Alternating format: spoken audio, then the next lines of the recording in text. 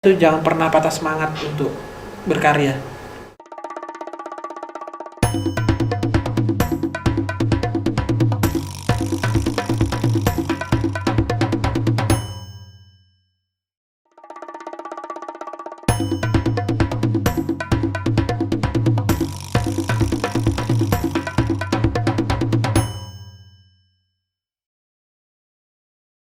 Halo, selamat malam sahabat di jurnal. Kembali lagi ke segmen Ingwal, inspirasi kreasi lokal. Malam ini kita kedatangan tamu. Saya sebut nama lengkapnya aja ya. Mas Haryadi, Sarjana Pariwisata. Selamat datang, Mas. Oke, selamat datang. Gimana? Kabar sehat? Alhamdulillah sehat, Bang Iya. Denny. Bang Denny atau Mas Denny nih? Pak? Saya juga baru manggil ini Mas Haryadi kah, Oh. Pak Haryadi, Bang nih. Ya, manggilnya Mas aja. Kalau Mbak. Mas itu lebih Iya, iya. ini ya. Lebih santun. Iya, Iya. Oke, Mas Haryadi ya. Iya. Tadi kalian dengar sendiri, beliau ini sarjana pariwisata. Jadi mengurus pariwisata lah, nggak mungkin partai. Bisa. Masa. Oke, Mas Har. Hmm. Saya tanya dulu kan kondisi COVID, kondisi pandemi ini gimana nih kegiatan kita sehari-hari ini? Waduh, ya pandemi ini kita bukan menyalahkan juga sih pandeminya. Memang sudah Iya. keadaan seperti ini ya. Sempat saya juga optimis di awal Januari kemarin. Saya sempat ada tamu dari hampir dari bulan Maret kemarin 2020 sampai Desember. Benar-benar saya vakum kegiatan pariwisata saya. Ya biasa saya bawa mandu Iya. wisata. Yang saya tahu Ya. Anda ini get ya. Iya, get wisata. Jadi memang ya terasa sekali sih Ya. ya, karena imbasnya ini ya alhamdulillah sih saya juga beberapa melakukan aktivitas kegiatan, maksudnya ya, selama pandemi ini ya buka usaha kecil-kecilan juga sih. Di Ya, apa itu? Di rumah aja ya, jualan makanan online. Oh iya. Terus ada sempat juga buka penyewaan sepeda gitu yang menjamur pada saat Covid juga Iya. kan, ya luar biasa. Kayaknya yang rame itu. Ya. Kalau nggak jual makan online, Iya. goesan. Nah, itu dia. Saya sih sempat nangkap peluang itu, cuma ya makin lama semakin banyak orang juga punya sepeda ya. Iya. Makin ini sih. Ya bagaimana ngakali untuk bertahan ya sekarang, intinya bagaimana bertahan aja sih hidup, itu yang kita penting. Survival ya. Iya, survival. Modenya sudah mode survival lagi, bukan Siap. mode-mode ini lagi, sudah maksudnya sambil melihat peluang juga. Oke, selain ngemandu nih, Iya. kegiatan kita di luar kepariwisataan apa? Profesi mungkin? Sebenarnya Kalau kami boleh ya, tahu. profesi guru ngajar. Oh, Kebetulan Anda seorang tenaga pengajar ya? iya, Wah, pengajar, hebat. benar. Di? Sekolah SMK Negeri 4 Kota Bontang yang Ah. ada di Bontang Lestari. Oh, di sebelah SMK rumah. Sekolah Menengah Kejuruan Negeri 4. Iya. Ke arah mana dia itu? Di sana ada dua jurusan, bidangnya. perhotelan dan pariwisata. Wes, sesuai ya Kalau- bidangnya. Ya, kalau saya di pariwisatanya, khususnya di Oke. bidang pemanduan, Oke. perencanaan perjalanan wisata dan konsep wisatanya. Gitu. Wis, luar biasa Dan sekali. MICE juga, nah MICE itu tentang event. Nah, Oh, itu saya iya, pelajari juga untuk saya ajarin mereka Siap, yang anak-anak sekolah di sana gitu. Jadi Mas Haryadi ini ngajar Iya. rutinitas ya, Iya, kita harian sambil nyambi ngeguide ya, Iya, sip. iya. Oke Mas Har, berarti kita nggak jauh-jauh nih bicara tentang kebersamaan karena lengkap. Beliau ini ngajar, akademisi, kuliah ilmunya di situ dan penerapannya juga, aplikasinya juga Betul. di menemani tamu-tamu dari luar untuk mengenalkan wisata di Bontang. Boleh tahu nih wisata di Bontang nih apa sih? Kayaknya kok yang di sosmed nih, di media sosial nih itu aja nih. Banyak sih sebenarnya. Sebenarnya yang menjadi destinasi lah. Ya, kalau kita petakan sendiri ada sekitar 40 destinasi yang ada di Kota Bontang. Oh, iya 40, serius? tahu kan? Wih, Iya. Ternyata di Bontang ini banyak sebenarnya. Cuman yang terfokusnya ya pasti ya unggulan, bukan terfokus saja unggulan ya, kayak beras basah itu pasti jadi tujuan orang. Pasti yang ya ke Bontang dari dulu sampai sekarang sampai ya masih sekarang, ya, menjadi jadi innya ya beras basah itu. Okay. Terus tuh yang lagi ini juga Pulau Segajah juga mulai ini. Yeah. Saya juga bawa wisata sana ke 3 tempat itu biasanya untuk snorkeling, wisata menyelam gitu ya, bawah laut gitu. Ya, terus yang lagi in juga apa ya, wisata yang harusnya ke Taman Nasional Kutai, ke di daerah Salemba, ya. Itu juga sangat ramai juga. Kan belakangan ini banyak penambahan pembangunan tuh, Masar. Ada kayak kafe sudah, kafe, ada glamping. Glamping itu kayak kemah. Iya, untuk anak playground anak-anak ya. Banyak spot foto lah. Iya, spot foto juga. Terus ya yang jadi tujuan utama juga termasuk Bontang Kuala itu kampung wisata di atas laut itu yang jadi andalan utama sih sebenarnya untuk di Bontang. Tapi dengan seiringnya berkembang sekarang kan banyak nih sudah mulai ada namanya taman mangrove ya, dikelola swasta dan pemerintah juga. Betul. BSD di Berbas Ujung ya, terus di BSD Berbas Ujung ya, TNK Salemba itu Taman Nasional Kutai. Tapi menurut Anda ya daerah tempat Anda mengajar juga sekitar Bontang Lestari ini, yang sekarang memang banyak tempat-tempat banyak daerah-daerah alam sebenarnya, itu bisa nggak dikembangkan potensinya? Bisa, bisa. Ya, asal bersama masyarakatnya sih. Yang penting itu masyarakatnya ingin maju juga gitu. Jangan hanya saya datang ke sana, oh ini potensi ya, tapi masyarakatnya tidak mendukung. Nah, gitu maksud saya. Berarti butuh kesadaran juga dari masyarakat ya. Iya, betul. Nanti nyambungnya ke Masata itu. Kita simpan dulu. Ada pertanyaan ke situ ya. Masata kayaknya nama baru itu, tapi iya. Ya, harapannya sih ya kita sebagai insan pariwisata dan apalagi saya asli orang Bontang. Ya, kelahiran Bontang, tumbuh besar di Bontang, hanya belajar keluar ya, mencari ilmu untuk kembalikan ke Bontang. Itu ya. Itu keren sebenarnya, Pak. Iya, itu sih harapan saya. Sebenarnya dulu saya banyak di media juga bercita-cita untuk mengembangkan pariwisata di Bontang, dan alhamdulillah dari 2013 saya datang ke Bontang, selesai kuliah di Jogja. Alhamdulillah saya dapat di 2015 dapat penghargaan tuh di Nah, ini prestasi di bidang pariwisata ya, perjalanan hidup Anda. Iya, di apa itu, Mas? Di Pemuda Pelopor berprestasi juara 2 untuk bidang daerah skala provinsi dan nasional, dan waktu itu saya sempat dibawa ke nasional. Oh, jadi dari tingkatan Kaltim baru terseleksi dari Bontang dulu diseleksi. Bontang. Seleksi di Bontang. Untuk khusus bidang kepariwisataan ini. Iya. Bela negara, pariwisata dan budaya waktu itu 3 sekaligus itu. Pemuda Pelopor berarti ke bawah Kemenpora masalah itu. Iya, Kemenpora benar. Jadi 3 bidang itu, bela negara, pariwisata dan budaya waktu itu. Dan alhamdulillah sudah semua saya lalui ketiga-tiganya ini.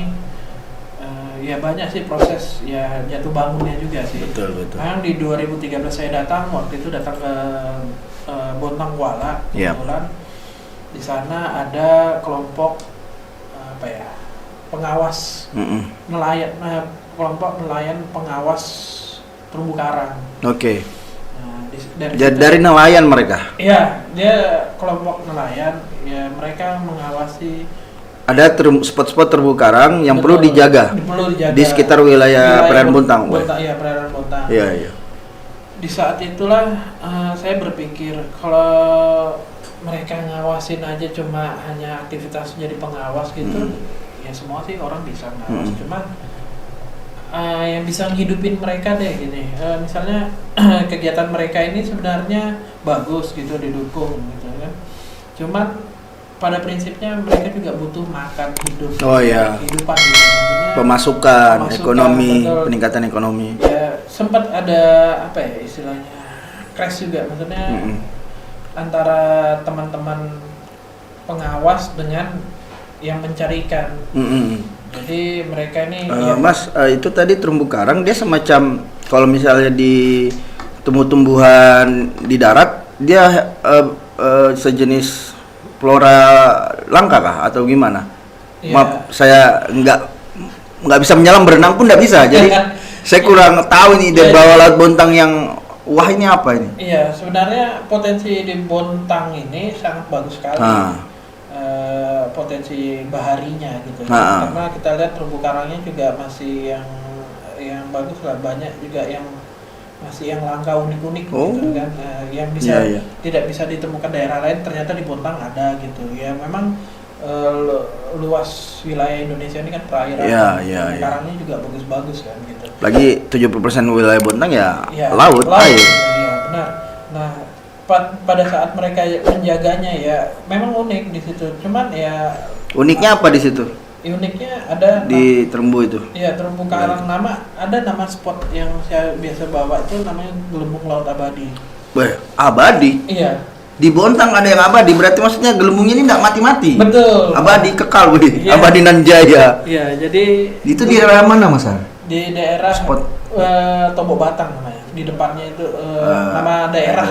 Iya, itu karena nama-nama dekat pulau apa? Dekat dari apa kalau dari kita naik di Bontang itu dari startnya dari mana?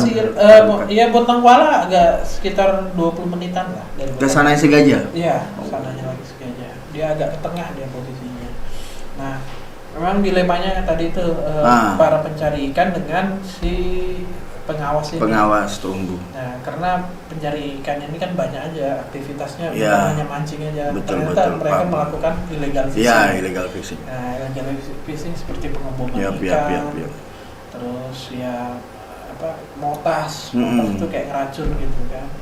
Tapi dia pernah mencoba ke wilayah yang khusus tadi tuh, yang sangat dijaga nih, yang gelombang laut abadi tadi itu. Iya, sempat dia pasti karena memang banyak ikan-ikan yang bagus-bagus, maksudnya yang ikan konsumsi gitu kan. Nah, di situ banyak di karang-karang yang bagus itu. Yang menarik juga kalau divideokan, difotokan di gelembung laut abadi itu. Nah, itu sayang sekali. Tetapi saya berpikir kalau mereka hanya mengawas terus satunya mencuri istilahnya, illegal fishing mencuri kan, dengan cara yang tidak terhormat gitu. Betul. Jadi ya mereka harus punya aktivitas nih. Nah makanya di 2013 saya datang itu coba jadi pemandu wisata, bahwa sekaligus mengedukasi bahwa dengan kita bawa tamu terus menikmati terumbu karang itu ternyata bisa menghasilkan uang money gitu ya. Bahasa Inggris. Ting gitu kan. Tapi lebih ke berfaedah, lebih ke positif menjaga dan ada nilai ekonomis di situ. Nilai ekonomis benar sekali Kak, Bang Den. Jadi iya Masar. Terbiasa, tapi kita kami bukan orang yang baru kenal sebenarnya teman-teman. Iya. Di itu Masar yang kita temani kalau dari GET yang datang ini istilahnya wisatawan lah ya. Iya, wisatawan. Yang nyelam yang turis nyari ke Bontang, dia tuh doyan sama itu tahu itu menjadi prestisi gak bagi mereka? Saya tidak pernah datang menjadi tadi dibilang ada nilai untuk bawa ke sana. Iya, jadi saya bawa tamu, kebetulan tamu perusahaan gitu. Yang memang hobi banget diving, dia snorkeling di spot yang saya tunjukkan itu dari Meksiko kalau nggak salah. Dia belajar juga. Orang asing ya? Orang asing. Oh iya. Saya kira tadi baru orang Indonesia aja lokal. Iya. Jadi dari orang asing itu belajar ke Bontang untuk belajar tentang gas itu. Akhirnya mereka juga pengen liburan. Nah akhirnya saya waktu itu kebetulan diberi kesempatan menemani tamu tersebut. Saya ajak ke spot gelembung laut abadi. Dan mereka suka, wow ini sangat unik sekali. Amigos. Jadi mereka sangat tertarik. Saya bilang bubble is dancing. Jadi gerakan blub-blub. Iya. Dance sambil penarian blub. Gelembung udara yang goyang gitu kan. Dia kayak kita di akuarium.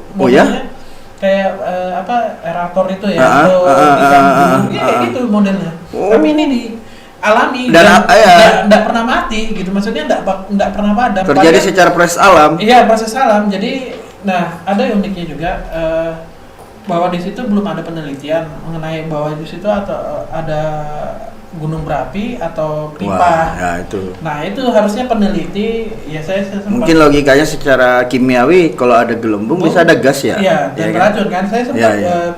praktek juga di situ, membuktikan kalau di situ bahwa gasnya beracun apa enggak, atau gas metana itu, gas metana itu yang kayak gas gas LPG itu Yap. Nah, saya coba Bahan bakar, gas alam. ternyata Nggak ngefek. Iya, nggak ngefek dan tidak terbakar. Dan berarti kan di situ gelembung yang terjadi secara proses alami gitu kan. Kita dapat teman-teman sahabat di jurnal, kita dapat sebuah informasi penting. Hal baru nih bagi saya. Mungkin beberapa orang juga yang nonton nanti nih. Ada gelembung abadi dan bahkan orang dari Meksiko mengapresiasi tapi wilayah yang terlindungi. Jadi ada payung pemerintah, ada aturan pemerintah untuk menjadi daerah perlindungan. Seharusnya sih bisa. Nah. Cuman ya saya nggak, ya mungkin saya juga. Kita sempat dengar ada yang mencoba ke sana secara ilmiah, banyak dari secara PT Badak advokasi dan Pupuk Kaltim dan Unmul waktu itu. Cuman ya nggak, biasa aja. Habis itu nggak ada. Maksudnya mereka datang kunjung coba ngambil sampelnya itu, sampel airnya gitu, biasanya kan dari air atau apa gitu. Ya nggak ada. Maksudnya. Jadi kuncinya sebenarnya kita sendiri masalah Bontang ya. Iya. Ya baik yang mungkin tidak bisa ke sana karena tidak bisa berenang, tidak bisa nyelam, tapi mengkomunikasikan itu di Bontang itu ada dan itu harus dijaga. Dan saya rasa mungkin nelayan-nelayan kita di Bontang ini udah mulai bisa mengerti lah ya. Iya. Itu itu sudah nggak ada ya lah yang sentuh daerah situ sudah dipahami. Bahkan sekarang ikan bawis itu sulit ditemukan di Bontang. Percaya nggak? Kurang ngerti sih aku karena kadang ada di pasar. Iya. Jadi ngaruh kayak ini. Iya. Ngaruh ini. Jadi relatif. populasi di ikan bawis, kita ceritanya kemana-mana nih ikan bawis. Iya. Jadi ikan bawis itu dulunya banyak di Bontang. Tapi dengan adanya eksploitasi, terus pengeboman ikan secara besar-besaran, akhirnya sudah nggak terlalu banyak. Jadi banyak nelayan juga merasa resah gitu, dengan ada aktivitas illegal fishing tadi itu, ya banyak yang berkurang tangkapannya mereka, dan mereka rasakan banget. Nah setelah kami bawis ini juga suka hinggap di sekitar terumbu ya. Terumbu karang, apalagi karang-karang yang bagus, yang cantik itu mereka senang datang ya. Apalagi jika karang itu dibom, otomatis ya udah hilang gitu, karena rumah ekosistemnya mereka, habitatnya. Iya. Oke. Ternyata ada pembahasan yang berat juga sebenarnya. Tapi itu menjadi poin. Menjadi trigger untuk ya dinas-dinas terkait lah melihat unek-unek dan potensi dari teman-teman di lingkup pariwisata Bontang, termasuk juga ya soal lingkungan hidup Bontang ya. Nah Mas Har, kita bicara agak ke depan nih. Menurut kita pariwisata di Bontang tuh udah layak nggak ngarah ke industri pariwisata, atau kita ini kan dibilang ke depan itu Indonesia, apalagi program nasional nih, kita mengarah ke ekonomi kreatif, kita mengarah ke pariwisataan, ayo nih ngambil nilai ekonomi dari budaya-budaya kita yang sangat malah di luar sana mereka mencari tahu, mereka meneliti. Nah pasti otomatis juga sampai jemputan program itu ke Bontang, ke Kaltim dan ke Bontang. Gimana menurut Mas Har?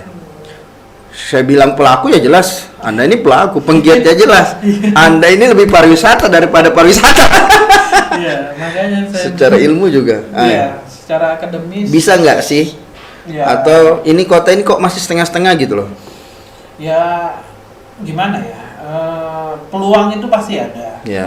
Lihat, karena memang di dalam rencana pembangunan daerah yang di Kaltim itu bahwa Bontang ini harusnya kota industri kan. Karena memang dirancangnya seperti itu. Industri migas. Yang di Kaltim fokusnya kepada Pulau Derawan karena memang Kabupaten Berau. Ya, sekarang apalagi mau diusulkan ke super destinasi juga nanti ke depannya itu. Yang selain 10 dari destinasi menjadi super super ya? Iya, sama kayak Labuan Bajo yang iya, kualitas super. Digiat-giatkan. Oh, dia menjadi program nasional ya? Satu integrasi. Iya, betul. Itu dia. Jadi program prioritas di Bontang sendiri kan kota Tapi Bontang bisa menangkap itu Mas Ar. Karena jalur darat, ya. misalnya orang mau lihat Samarinda ya, Bahkan pasti laut bisa. lewat pasti lewat Bontang juga. Dulu sempat saya Keberau. dengar bahwa ada jarak dari mana Balikpapan pakai ferry gitu ke menuju ke Pulau Derawan. Nah, itu kayaknya programnya sih sempat saya dengar, cuma itu nggak saya cari lagi karena memang saya nggak tahu. Selama ini kan udara nih yang dirintis, iya. tapi kan itu secara kos, Betul. ya kan agak besar. Betul. Nah, ada nggak bisa ketika Derawan menjadi super destinasi tadi, Iya. Bontang mendapat peran nggak?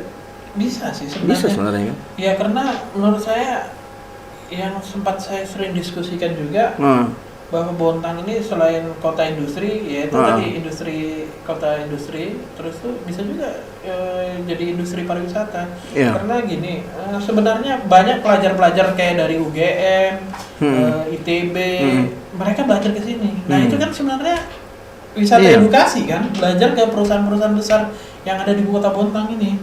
Nah itu harusnya ada kategori jenis wisata edukasi ternyata kan, bisa dari yang ada potensi di Bontang ini. Selain kota industri, nah gitu. Selain alamnya ada perusahaan atau pabrik kan, yang dibangun, yang dibuat.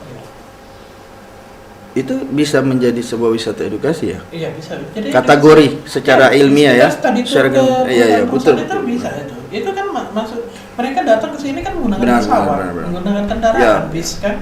Dan mereka nginapnya di mana? Di hotel atau penginapan gitu kan. Nah, itu menjadi makanya kalau saya bilang memang saat ini Kota Bontang sangat luar biasa ya.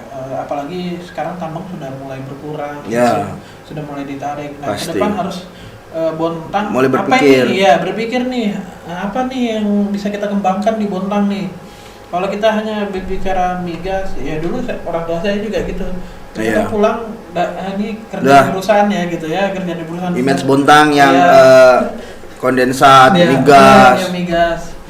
Makanya kenapa saya ngambil jurusan pariwisata itu ya karena itu saya berpikir kalau jurusan pariwisata kayaknya nggak ada ya di Bontang. Mungkin bisa dibilang saya satu-satunya, cuma mungkin pikiran Anda sebenarnya mengambil pariwisata bukan untuk kembali ke Bontang.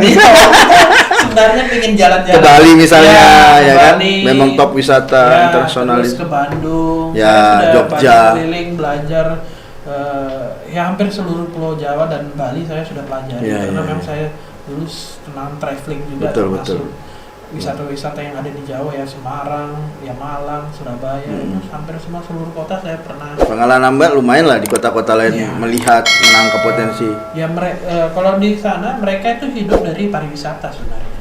Ya itu lagi kembali ke istilahnya masyarakat sadar wisata ya. Iya, masyarakat. Kebetulan saya dengar nih Mas Haryadi ini dapat amanah ya, menjadi formatur ketua Dewan Perwakilan Cabang. DPC, wah kayak parpol sudah Pak. Tapi kalau dibilang parpol, kami ini organ indukan yang dibawahi Kementerian Pariwisata Dinas Pariwisata. Jadi Masata ini. Masata tadi Masata. Akronim kepanjangan dari Masyarakat Sadar Wisata. Jadi kami ini sebenarnya komunitas.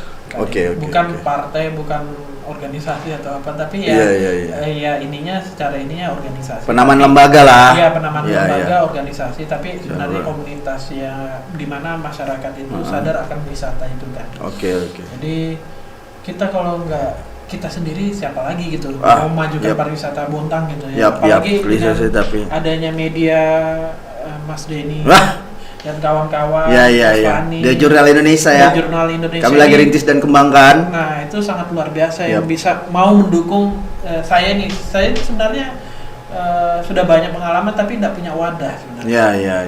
Jadi ya banyak organisasi sudah saya lalui, cuman ya baru ini saya ditunjuk jadi ketua dan itu saya surprise juga sebenarnya. Awalnya saya pengen coba yang lain deh Ini jaringan nasional ya Mas ya? Kalau sudah bicara DPC tuh kami DPD, DPP.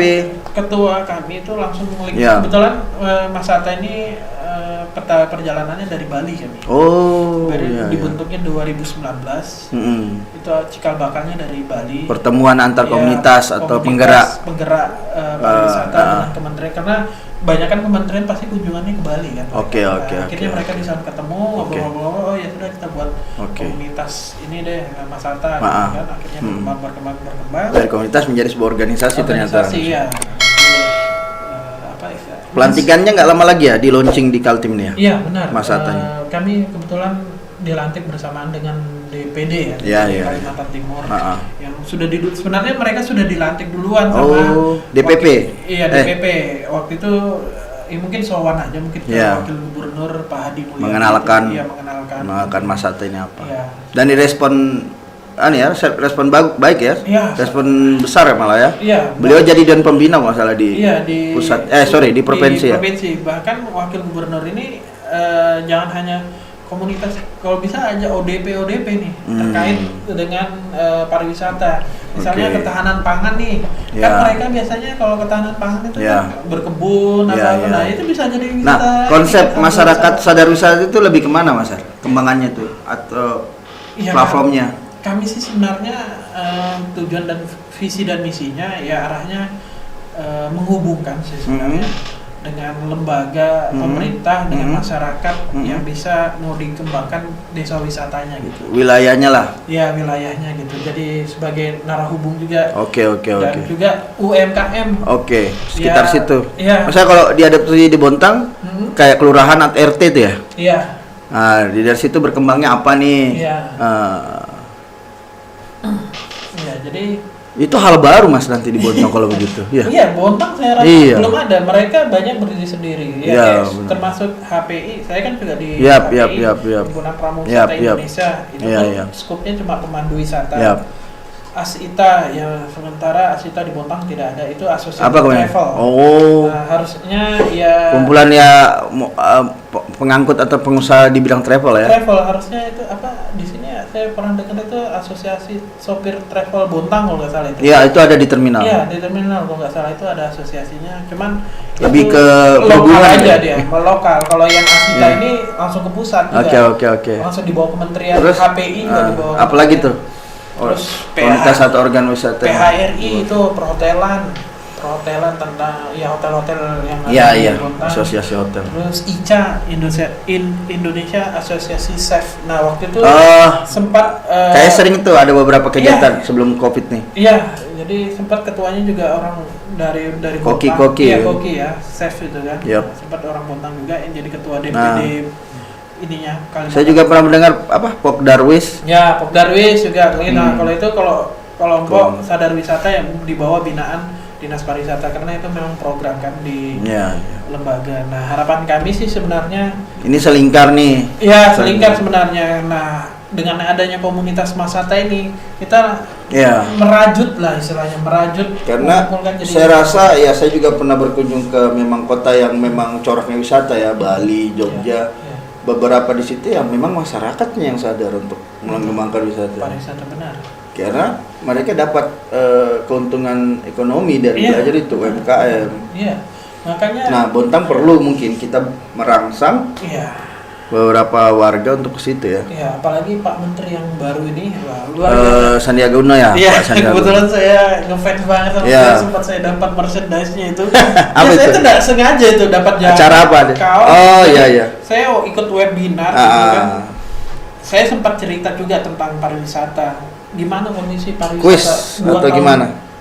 Jadi itu sempat ada sesi pertanyaan yang Mas Haryadi bertanya sama dia, interaksi ya. Sama dia juga nanya juga ke kita gitu. Jadi ada seminar Zoom gitu, karena sudah istilahnya digitalisasi kan. Jadi dimanapun bisa kita ikutin gitu. Tinggal ngeliat ini aja Instagram beliau gimana. Saya lagi di sini nih, ada ini kegiatan ini. Nah, waktu itu saya ikut kegiatannya, waktu itu di Makassar itu kegiatan sebenarnya. Saya kan bukan mahasiswa kan, saya senang aja gitu, namanya saya senang sih belajar, interaksi medsos mengenal dia lah. Ya gitu kan. Akhirnya saya ini coba ikuti dia di medsos, terus jawab pertanyaan dia, terus akhirnya dapat hadiah itu. Dan saya juga ternyata orangnya luar biasa. Saya sempat sharing juga tentang pariwisata, kondisinya memang 1-2 tahun ke depan ini kayaknya belum ada harapan ya, karena memang kita secara nasional nih. Secara nasional ya dengan kondisi COVID ini kita 1-2 tahun ke depan ini masih belum bisa merabanya. Tapi optimis kami, makanya mumpung kondisi seperti ini kita kesempatan nih merangkul semuanya teman-teman yang ada di kuatin dulu nih elemen-elemen nih. Nah betul. Jangan sampai ketika kita istilahnya menjual ya itu kayak ekspektasi tadi. Misalnya di cerita tadi mengenai beras basah. Oh kayaknya gambarnya bagus ya. Terus kok pemandangannya kayak di foto dan video itu menarik gitu. Pas dia datang langsung. Nah ternyata wow. Nah kayak itu prank gitu ya. Iya tapi banyak gitu. Tapi pernah nggak dapat itu dari teman yang dari turis yang kita get? Selama ini dia dapat kekecewaan enggak? Ya mereka bisa diedit juga. Jadi selama ini karena memang kan kalau nyari beras basah di Google search, wah keren-keren foto-fotonya dari atas terutama drone gitu kan kayak keren. Ya sempat mereka juga kok jadi kayak gini ya sekarang beras basah. Dulu kayaknya enggak seperti ini ya. Sudah berapa kali datang ke sana pun juga jawabannya sama gitu. Ya saya sih nggak ngerti, ya itu memang ya bukan ranah saya masalahnya. Betul. Saya juga mau ngapain sih, masa mau istilahnya itu sudah rezekinya orang, saya mau ganggu bukan gitu. Tapi sebenarnya Mas Har secara informasi dan aturan Pulau Beras Basah ini dinaungi sebenarnya siapa wilayah? Nah ini saya ini akan di pemerintahan kan diinformasikan kadang aneh sih, kadang-kadang simpang siur nih perusahaan lah Bontang kah atau provinsi tapi kah? Secara ini sih saya lihat provinsi karena itu jauh dari darat kan sekitar 5 berapa mili ya 5 kilometer gitu kan karena pembangunan di sana juga kayaknya banyak provinsi ya kayak berarti seharusnya spot-spot selain wilayah sekitar pulau ya pemecah ombak itu tadi semacam kayak tempat persinggahan ataupun kalau memang perlu diretribusi why not tapi di sana dijaga dan dikasih apakah yang menarik gitu kan gimana ya saya sih nggak ikut di sistem jadi nggak terlalu banyak takutnya statement saya yang saya keluarkan hari ini jadi wah masa sih seperti itu. Nah yang jelas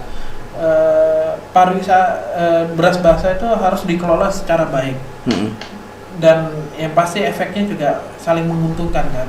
Misalnya kita mencontoh ya, bisa lah kita mencontoh kayak Maldives ya malah gitu. Dokter jauh cerita Lofi deh. Saya belum ke sana setelah lagi booming nih. Masuk ke dari pulau itu kan bisa tuh disambung kayak cottage kan? Kenapa tidak? Jadi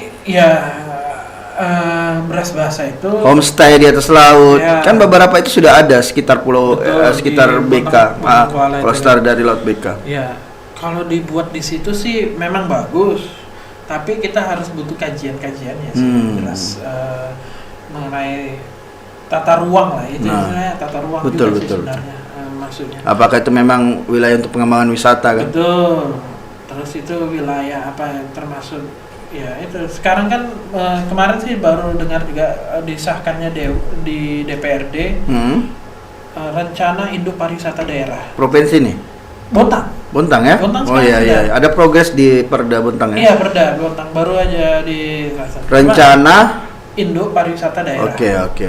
Ripda namanya. Yap. Nah itu sudah digodok. Cuma saya kemarin minta salinannya. Itu baru RUU rancangan atau sudah ketok. Berarti jadi perda. Sudah jadi perda. Saya cuma belum dapat kopiannya seperti itu. Saya belum baca. Blueprintnya lah setidaknya kopian. Blueprintnya saya belum terlalu banyak baca karena mohon maaf. Itu di komisi apa ya Mas Har? Satu ya atau pariwisata di DPRD. Mungkin satu juga. Nanti itu menjadi bahan yang menarik kita tanya siapa ketua komisinya, bagaimana pembahasannya itu. Komisi 2 deh. Iya. Siapa orang-orang di komisi? Karena mohon maaf keterbukaan informasi kita di Kota Bontang juga masih minim kayaknya. Mungkin kurang. Saya rasa sih gitu. Kurang makanya disalurkan. Adanya media yang kayak gini nih harusnya banyak sih. Banyak media yang menggugah tuh bahwa kita tuh harusnya tahu ini seperti ini. Ya. Setidaknya itu kalau misalnya sudah ada aturan yang mengatur itu menjadi acuan kita loh. Betul. Bisa dikembangkan menjadi blueprint. Iya. Wisata Bontang. Iya, industri pariwisata tadi yang dibilang ke depan itu kayak apa sih? Iya. Nah, ya saya secara kepemerintahan ya saya juga sebagai pengajar juga bingung nih. Yang tadi saya sebutkan ada 40 destinasi yang ada di spot Bontang. lah. Nah, yang saya sendiri juga nggak semua tahu juga. Sebanyak itu. Iya, sampai segitu. Nah, sedangkan ya kalau semuanya mau dikembangin kan nggak mungkin kan. Itu dalam artian spot itu gimana Mas dalam studi ilmu di pariwisata? Ya. Apakah tempat itu alam atau Ya, itu peninggalan sejarah? Buatan, itu gabungan sudah semuanya. Buatan. Nah, satu di Bontang belum punya museum, sayang ya. Iya. Dengan sejarah Bontang kan iya dari awal sampai akhir. Iya. Maksudnya bukan akhir, maksudnya sejarah awalnya Bontang. Iya. Dokumentasi itu. Iya. Padahal sebenarnya ada. Iya. Tinggal dijadikan spot dan itu menjadi museum. Objek wisata lagi Iya, kan? Iya, museum gitu. Tidak. Ya kayak kita contoh di bukan contoh sih, maksudnya sejarah hidup kita kan memang ada di Bontang Kuala itu kan. Iya. Dari penjara, terus kantor kecamatan, Iya. kantor polisi. Awal perkampungan lah, awal tempat yang ada di Bontang. Administrasinya di sana. Siap. Nah, harusnya itu. Padahal itu ada ya. Iya. Ada kan? Ada. Tempat-tempat itu kan? Iya, masih ada. Cagar budaya namanya kan. Cagar budaya itu kayaknya kalau di Dinas Pendidikan. Kalau udah mau masuk Bontang Kuala itu yang jalur yang gang pertama nah, itu. ini terkait dengan itu kalau ini harusnya ranahnya cagar budaya kan Dinas Pendidikan. Yap. Sedangkan itu Dan kebudayaan ya. Ya, Dinas Pendidikan dan Kebudayaan karena nggak bisa lagi ranahnya Benar. pariwisata. Ya itu makanya ODP ini juga saling mereka. Iya, saling sinkron lah. Saling sinkron atau ya saling koordinasi mungkin ya. Iya. Tapi ya nggak bisa dimungkiri juga karena mungkin kerjaannya pariwisata ya ini pariwisata ini untuk Dinas Pendidikan dan Kebudayaan. Harusnya sih kebudayaan ya dulu sempat kan kebudayaan dan pariwisata itu sempat gabung habis itu bisa lagi ke pendidikan. Iya. Dulu sempat di pariwisata indukan sendiri malah ya. Iya, bahkan di bidang makanya sekarang pariwisata dan ekonomi kreatif bahkan ya kan. Jadi kementerian. Bisa lagi ya kementerian. Di Bontang untuk sementara di Dinas Pemuda ya. Iya, Pemuda. Dan olahraga. Oke. Kayaknya banyak hal yang menarik dan inspiratif dari Mas hari ini. Jadikan part 2 dong, jangan cuma satu. Bisa. Maksudnya next ke depan. Mungkin ada satu orang lagi bisa tandem kan? Iya, tandem. Menarik itu. Iya. Yang satu orang itu ya kabit pariwisata kalau ada. Iya, kenapa tidak mungkin? Iya. Jadi kita mau tahu nih edukasi tentang program, informasi tentang program. Ekraf itu termasuk ekonomi kreatif ya. Kira kita ini yang tumbuh dan besar di Bontang jengah juga sih. Benar. Kalau Saula berpikirnya kok migas terus. Suatu saat kan sumber daya alam habis. Ya, yang industri. Iya, ekonomi kreatif di Kalimantan Timur setahu saya Balikpapan dan Kulkar. Mereka yang ditunjuk. Walaupun di sana juga ada SD besar. Iya, batu bara, minyak, mereka aja bisa jadi. Bontang gitu. Makanya saya bilang Bontang bisa, asal ada wadahnya. Iya. Saat ini banyak komunitas dengan potensi 70% laut tadi loh. Iya. Wisata lautnya kemana gitu? Iya. Wah, kok jadinya aku kesel ya. Enggak. Oke, ada pesan mungkin Mas Har? Ya, yang jelas buat anak-anak muda ya. Yep. Jangan patah semangat sih dengan kondisi seperti ini. Yep. Kita terus berinovasi, kreatif. Ya, terus berlari gitu. Asik, terus berkarya. Iya, terus berkarya. Jangan berhenti lah. Iya, jangan berhenti dan terus berkarya gitu ya. Karena pada saat ini memang kita tahu semuanya imbasnya kemana-mana, termasuk pendidikan. Saya sebagai pengajar juga merasakan sekali hampir setahun ini anak-anak itu tidak banyak aktivitas di sekolah. Mereka banyak mengeluh juga. Tapi dengan adanya kegiatan seperti digitalisasi ini ya kita berinovasi. Pesan-pesan saya itu jangan pernah patah semangat untuk berkarya. Oke, sahabat The Journal, itu tadi obrolan kami di Inglol kali ini bareng Mas Haryadi dari penggiat pariwisata. Iya, penggiat. Iya. pemerhati, pelaku, penggiat ya, pelaku, pemerhati jadi penggiat. Iya. Sisa ya disupport. Kita punya harapan bersama sih, intinya ya kembangkan yuk pariwisata di Bontang. Betul. Ada nih yang bisa kita jual, ada yang penambatan ekonomi lain. Betul. Di luar industri migas, ya kan. Yuk, ayo sama-sama kita berkolaborasi, bangkit bersama, berjuang.